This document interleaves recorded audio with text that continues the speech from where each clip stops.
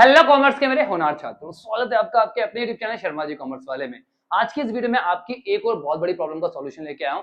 Problem क्या है कि भैया इकोनॉमिक्स तो समझ में ही नहीं आ रही, कुछ पल्ले ही नहीं पड़ रहा। माइक्रो इकोनॉमिक्स में तो स्टैट्स तो फिर भी कुछ कर लेंगे क्योंकि पहले भी करी हुई है, बट माइक्रो का क्या करें।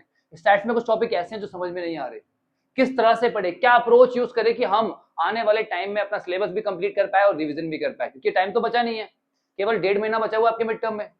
उसमें से भी 15 दिन तो रिविजन के लिए निकाल दो, केवल 1 महीना कैसे सिलेबस करे तो करे क्या। बहुत टेंशन हो रही है, टेंशन मत लो, मैं हूं ना, आपका भाई है। आपकी हर प्रॉब्लम का सॉल्यूशन आपको इस चैनल पे मिलेगा। चलिए बेटा, मैं बताता हूं कि किस तरीके से आपको अप्रोच करनी है।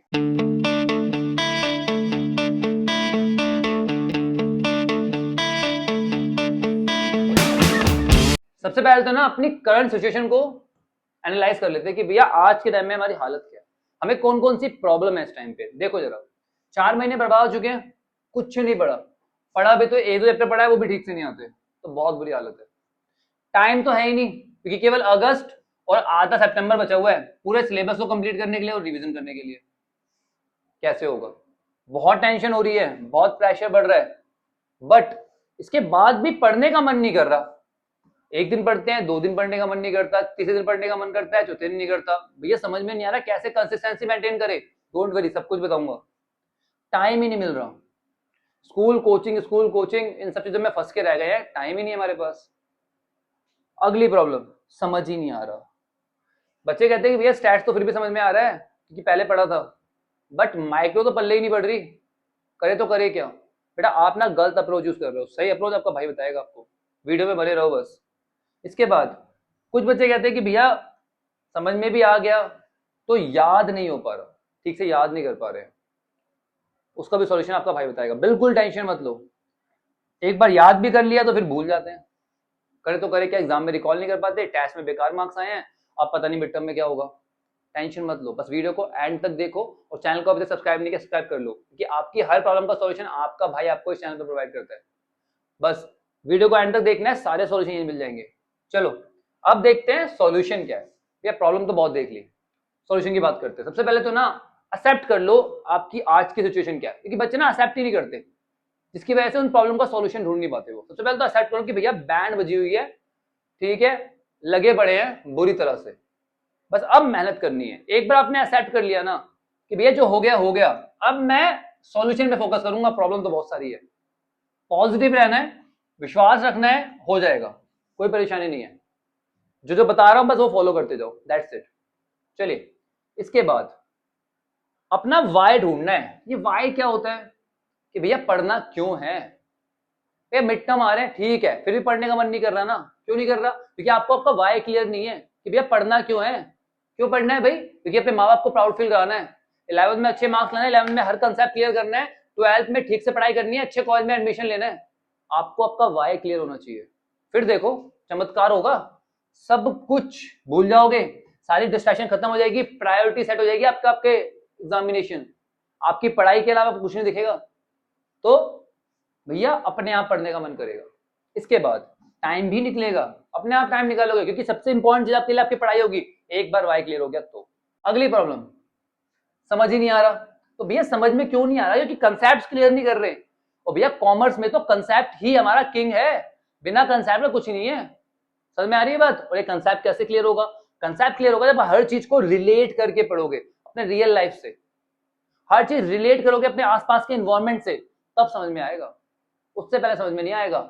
उसके अलावा वो रट्टा ही होता है, तुम कहते हो मैंने समझा है, मैंने नहीं समझा नहीं है, तो तुम एग्जांपल नहीं दे सकते किसी भी कंसेप्ट का, तब तक तुम रट्टा मार रहे हो। भैया कॉमर्स में तो हर चीज का एग्जांपल दे सकते हो आप। तो भैया हमारी वीडियो से एक बार पढ़ लो, अपने आप समझ में आने लगा कैसे पढ़ना है। आपका भाई रियल लाइफ एग्जांपल का पढ़ाता है आपको। अगला रीडिंग, अगर पॉसिबल है तो एनसीईआरटी से, अदरवाइज रेफरेंस बुक से। बच्चे एनसीईआरटी से इकोनॉमिक्स की नहीं कर पाते तो आप रेफरेंस बुक से ही रीडिंग करिए, ठीक है। रीडिंग बहुत जरूरी है बेटा, जब आप रीड करते हो ना तो आपको कंसेप्ट बिल्कुल माइंड में छप जाता है, उसकी टर्म समझ में आती है, जिससे आपको लिखने में मदद मिलती है एग्जाम में। आ रही बात समझ में। तो भैया रीडिंग भी करनी है, तो यहाँ से आपके कंसेप्ट क्लियर हो जाएंगे। एक बार कंसेप्ट क्लियर कर दिया, एक बार बुक पढ़ जाओ फटाफट, ज्यादा टाइम नहीं लगेगा, कंसेप्ट क्लियर होने के बाद फटाफट पढ़ दोगे। मेरी वीडियो देखो, वन शॉट वीडियो देखो, उसके बाद बुक उठाओ और पूरी रीड कर डालो एक बार में, कोई भी कंसेप्ट ऐसा नहीं होगा समझ में नहीं आएगा, आई गारंटेड। इसके बाद अगली प्रॉब्लम जो थी कि याद नहीं हो रहा। याद कैसे होगा भैया, जब याद करोगे, आप सोचते हो समझ में आ गया, हो गया काम, नहीं, ऐसे काम नहीं चलता, बैठ के याद करना पड़ेगा। वो याद कैसे होगा बेटा, जब आप डेफिनेशंस को लर्न करोगे, सब हेड को लर्न करोगे, जो डिफरेंस है ना वो लर्न करोगे, बस यही लर्न करना है, पूरा पूरा रट्टा मारना नहीं है टॉपिक का, मेन हेडिंग लर्न करनी है, उसके अंदर आप खुद लिखना है। भाई समझा है ना कंसेप्ट, खुद लिखो, एग्जांपल्स दो, आ रही बस समझ में, डिफरेंस बिटवीन लर्न करो और मेन डेफिनेशन लर्न करो, दैट्स इट, बस ये लर्न करना है। क्लियर हो गया। इसके बाद जो प्रॉब्लम है बच्चों की कि भैया याद कर भी लेते हैं तो याद रख नहीं पाते, तो याद भी रहेगा, टेंशन मत लो, उसके लिए क्या करना है, 1 पेज नोट बनाने हैं, सेल्फ मेड 1 पेज नोट्स, 1 या 2 पन्नों के नोट बनाने, शॉर्ट नोट्स जिसमें सब कुछ कवर हो, और खुद बनाने हैं। उससे क्या होगा, एक तो रिवीजन होगी जब आप बनाओगे, और दूसरा आपके पास 1 पेज नोट्स होगा जिसको आप 10-15 मिनट में रिवाइज कर पाओगे, मजा आ जाएगा, देखो टॉपिक कभी नहीं भूलोगे। ठीक है, फॉर्मूला और डायग्राम का अलग से चार्ट बनाना है बेटा, अभी बता रहा हूं मैं आपको, 1-2 पन्ने अलग कर लो और 2 पन्ने अलग कर लो, छोटे छोटे डायग्राम जितने भी आपके टॉपिक्स में आते जाएंगे वो साथ के साथ वहीं पे बनाते जाओ, और जो फॉर्मुले आप स्टैट्स वगैरह में पढ़ रहे हो, ठीक है, माइक्रो में पढ़ रहे हो, सारे के सारे एक पेज पे स्टैट्स के, एक पेज पे माइक्रो के, जो टॉपिक पढ़ते जाओ उसके फॉर्मुले लिखते जाओ अभी से, ये नहीं बाद में, अभी जब चैप्टर पढ़ोगे ना आप लोग तभी से उसको लिखना शुरू कर देना, ध्यान रखना, साथ के साथ फॉर्मुला का और डायग्राम का चार्ट बनाना है। ठीक है, दूसरा मैंने आपको बताया रिलेट करके पढ़ो, और अपने 1 शॉट नोट से फटाफट रिवीजन करते रहो जब भी टाइम मिले, फ्री बैठे हो 5 मिनट पर रिवाइज कर लो, 1 पेज नोट से ज्यादा टाइम नहीं लगेगा, अरे बस समझ में, देखो याद रहेगा, कभी नहीं भूलोगे, टेंशन ही मत लो। दूसरा जो अगली प्रॉब्लम आती है कि पता तो है पर लिख नहीं पाते, बच्चे लिख ही नहीं पाते क्योंकि वो प्रैक्टिस नहीं करते, सिंपल सी बात है। ठीक है, लिखने के लिए प्रैक्टिस करनी पड़ेगी। ठीक है, तो राइटिंग प्रैक्टिस बहुत जरूरी है, आपको चैप्टर के मेन टॉपिक उठा लो और लिख के देखो उसे, फिर कौन से टॉपिक को आप लिख नहीं पा रहे उसको दोबारा से बुक से पढ़ो और फिर लिखो, इस तरह आपको टॉपिक क्लियर हो जाएगा, लिखना आ जाएगा, वही करना पड़ेगा अगर फुल मार्क्स चाहिए तो, अदरवाइज कुछ नहीं मिलने वाला। समझ में आ गई बात। तो भैया प्रैक्टिस करने हैं सब टाइप के क्वेश्चन, एमसीक्यू भी प्रैक्टिस करना है आपको इकोनॉमिक्स में, रीजन असर्शन, डिफरेंस बिटवीन और केस स्टडी, सारे क्वेश्चन आपको प्रैक्टिस करने हैं। इसके बाद जो हमारा मोस्ट इंपॉर्टेंट न्यूमेरिकल्स भी प्रैक्टिस करने हैं, हर टाइप के न्यूमेरिकल्स आपके पास आपकी कॉपी में प्रैक्टिस हुए होने चाहिए, दैट्स इट, अदरवाइज काम नहीं चलेगा, क्योंकि न्यूमेरिकल प्रैक्टिस करोगे तो पता लगेगा कि भैया क्या मिस्टेक्स कर रहे हो। दूसरा ये जो फॉर्मुला चार्ट था ना, ये बहुत इंपॉर्टेंट है न्यूमेरिकल प्रैक्टिस के लिए, फॉर्मुले लर्न होंगे ढंग से तभी तो न्यूमेरिकल कर पाओगे। अरे बस समझ में, तो भैया न्यूमेरिकल के भी प्रैक्टिस करनी है साथ के हर चैप्टर में, मैंने आपका जो शेड्यूल है ना उसमें न्यूमेरिकल के लिए अलग से टाइम दे रखा है आपको, आगे बता दूं शेड्यूल, टेंशन मत लो। ठीक है भैया, एग्जाम में आउट ऑफ सिलेबस आ गया बेटा, ये इकोनॉमिक्स के बच्चों का ना बड़ा नॉर्मल सा क्वेश्चन है कि भैया ये तो बुक में था ही नहीं, ये कहां से आ गया। आपके एग्जाम में भी आपको ऐसे क्वेश्चन मिलेंगे, अगर आपने क्या नहीं किया, आपने कंसेप्ट को ठीक से नहीं समझा, भैया वो आउट ऑफ सिलेबस नहीं था क्वेश्चन, वो था ट्रिकी क्वेश्चन, वो आपको स्ट्रेट फॉरवर्ड नहीं पूछने वाला इकोनॉमिक्स में, मैं पहले बता रहा हूं, हर चीज घुमा के पूछेगा आपसे, क्योंकि वो चाहता है कि आप कंसेप्ट को समझो, तो हर चीज घुमा के पूछी जाएगी, तो ट्रिकी क्वेश्चन, तो इसलिए कंसेप्ट को समझो, और जब रीडिंग कर रहे हो ना तो उस टाइम पे मेन पॉइंट्स को मार्क कर लो, तभी ये क्लियर होगा, अदरवाइज नहीं हो पाएगा। दूसरा करंट अफेयर्स, कुछ क्वेश्चंस आजकल आपके एग्जाम में करंट अफेयर्स आने लगे हैं, जो भी आसपास के एनवायरमेंट में चल रहा है उसकी नॉलेज रखो भैया, जब 5-7 नंबर चले जाएंगे, कि आजकल एग्जाम में आपको करंट अफेयर देने लगे हैं, ये बाहर से नहीं होता कुछ भी, समझ में आ रही बात, आपके आसपास के एनवायरमेंट से, आप इकोनॉमिक्स के स्टूडेंट हो भैया, तो आसपास के एनवायरमेंट की तो नॉलेज रखनी पड़ेगी ना, दैट्स इट, वो करना पड़ेगा। समझ में आ गई बात। चलिए, इसके बाद बहुत बड़ी प्रॉब्लम की भैया बचा तो केवल अगस्त ही है और आया सितंबर में तो हम रिवीजन करेंगे, तो मेनली देखा जाए तो केवल अगस्त बचा हुआ है हमारे पास, और जो बच्चे 10-15 तारीख के आसपास देख रहे हैं उनके पास तो और भी कम टाइम बचा हुआ है, टेंशन मत लो, मुझे केवल 4 हफ्ते चाहिए, जैसे बता रहा हूँ वैसे वैसे पढ़ लो, दैट्स इट, सब कुछ सिलेबस कंप्लीट करा दूंगा। ठीक है, चलो, तो कैसे इस प्रॉब्लम का सॉल्यूशन ढूंढेंगे हम लोग। पहली बात तो देखो, आज है अभी है, दैट्स इट, ठीक है ना, अगर आप अभी भी सोचोगे नहीं कल से पढ़ूंगा परसों से पढ़ूंगा तो कुछ नहीं होने वाला, अरे भाई में ये हाई टाइम है, अब नहीं तो कभी नहीं। दूसरा टाइम टेबल मत बनाने लगा ना कि भैया 6-7 ये करूंगा, 7 से 8 ये करूंगा, 8 से 9 करूंगा, इससे कुछ नहीं होने वाला। ठीक है, तो भैया टाइम टेबल नहीं बनाना, बस कंसिस्टेंट रहना है। क्या बोला मैंने, कंसिस्टेंट रहना है भैया, कि रेगुलर पढ़ना है तो पढ़ना है, इकोनॉमिक्स को रोज का 1 घंटा 15 मिनट देने हैं भैया। 1 घंटा 15 मिनट का क्या सिस्टम हुआ भैया, 1 घंटा आप पहले पढ़ोगे और फिर अगले 15 मिनट में उसी टॉपिक को रिवाइज करोगे, ध्यान रखना इस बात को, बस रोज का इतना देना है, 30 दिन देना है, जैसे जैसे पढ़ा रहा हूँ वैसे वैसे पढ़ते जाओ, बात खत्म। अपने भाई पे विश्वास रखो, अपने भाई की वीडियो से पढ़ते रहो, कोई टेंशन नहीं होगी। ठीक है, चलो, इसके बाद भैया स्मार्ट वर्क करना है। स्मार्ट वर्क मतलब 1 शॉट वीडियो देखो, आपका टाइम सेव करेगी।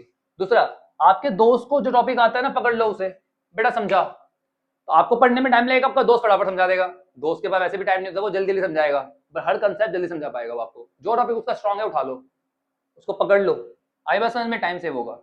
अगर किसी टॉपिक पे अटक जाते हो ना बेटा तो हेल्प लो, बैठे मत रहो, टाइम वेस्ट मत करो, ठीक है। टीचर से, अपने दोस्त से, अपने मेंटर से, कोई नहीं तो मुझसे बताओ, ठीक है, मैं आपके डाउट सॉल्व करूंगा, कोई इश्यू नहीं है, बट अटक के मत बैठे रहो, ठीक है।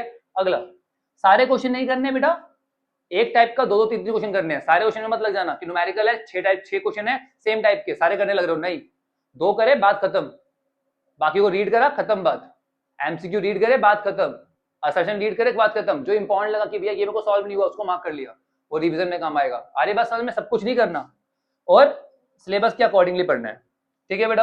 अब सिलेबस के अकॉर्डिंगली कैसे पढ़ना है, मैंने सिलेबस का पूरा शेड्यूल दे रखा है आपका।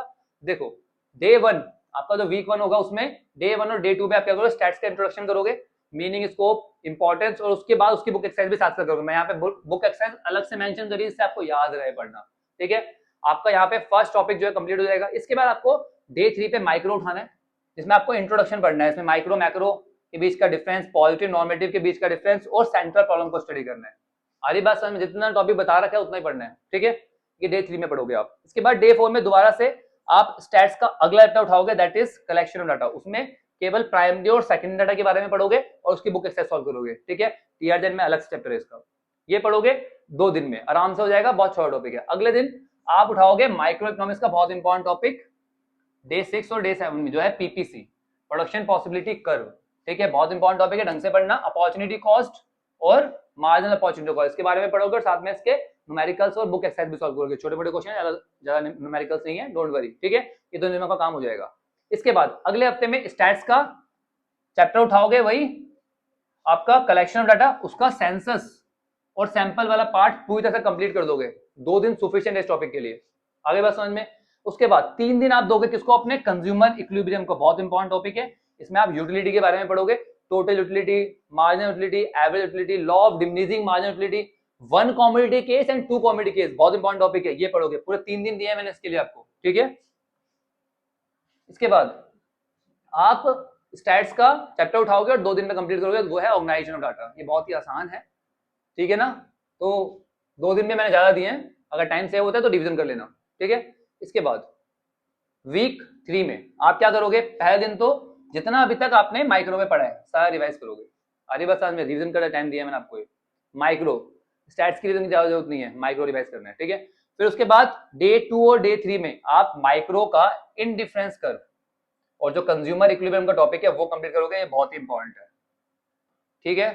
अगले दिन आप उसकी बुक एक्सरसाइज करोगे, हो जाएगी, 3 दिन में काम हो जाएगा, बल्कि टाइम सेव होगा। तो टाइम सेव होगा, उस टाइम में आपको अभी तक आपने जितने भी चैप्टर पढ़े उन सबके ग्राफ बनाने हैं, किसके, माइक्रो के।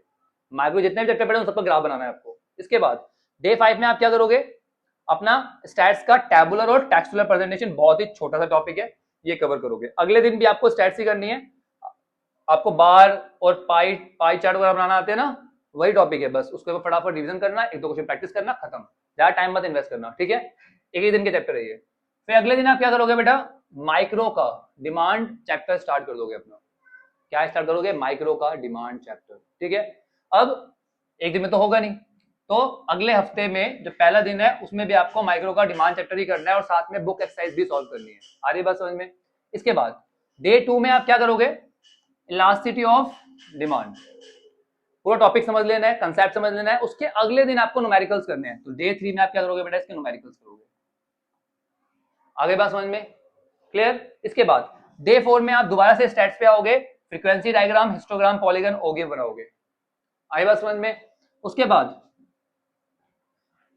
5वें दिन में आप क्या करोगे, अपना छोटा टॉपिक है स्टैट्स का, वो कंप्लीट कर लोगे, that is arithmetic line graph, ठीक है। बहुत ही छोटा टॉपिक है, आधे घंटे का टॉपिक है, टाइम बचता है, पिछला रिवाइज करो, ठीक है। उसके बाद आपका जो 6th और 7th डे है, और 2 दिन मुझे और चाहिए इस टॉपिक के लिए। कौन सा टॉपिक है हमारा, आखिरी टॉपिक है हमारा माइक्रो का, that is producer behaviour, short run, long run, AP, MP और रिटर्न टू फैक्टर, ये इंपॉर्टेंट टॉपिक है, ठीक है। तो 4 दिन इसमें लग जाएंगे, तो अप्रोक्सीमेटली 30 दिन में आपका सारा सिलेबस कंप्लीट हो जाएगा। जिन बच्चों के चैप्टर थोड़े से अलग आ रहे हैं वो इनको एडजस्ट कर लेना, बट अभी के अभी बैठ के चार्ट बनाना, जिनका सेम सिलेबस है उनके लिए तो है ही, कॉपी कर लो और इसको फॉलो करो, आई गारंटीड कोई प्रॉब्लम नहीं आएगी। More than sufficient time provide कर रखा है मैंने आपको, बहुत सारे टॉपिक पढ़ा रखे हैं वन शॉट में, तो वहां से पढ़ो और टाइम सेव होगा। आ रही बात सबने, फिर बुक से रिवाइज करो, क्लियर हो रहा है, समझ में आ रही है बात। That's it our video. I assure you, अगर आपने सब चीजें फॉलो कर ली ना तो इकोनॉमिक्स में फुल मार्क्स लाने से आपको कोई नहीं हो सकता। अभी भी पढ़ाई शुरू करोगे तब भी, बिल्कुल टेंशन मत लो, बस दिल लगा के पढ़ो, टेंशन मत लो, कोई प्रॉब्लम आए आपका भाई अवेलेबल है। इकोनॉमिक्स, अकाउंटेंसी और बिजनेस स्टडीज की तो टेंशन बिल्कुल नहीं लेनी, क्योंकि आपका भाई है। ठीक है, ऐसी और वीडियोस के लिए अपने भाई के चैनल को अभी फॉलो कर लो, अपने दोस्तों के साथ भी शेयर कर दो, उनका भी कुछ भला हो जाए जिन्होंने अभी तक कुछ नहीं पढ़ा। चलिए बेटा, मिलते हैं नेक्स्ट वीडियो में, तब तक के लिए take care, bye bye, study hard.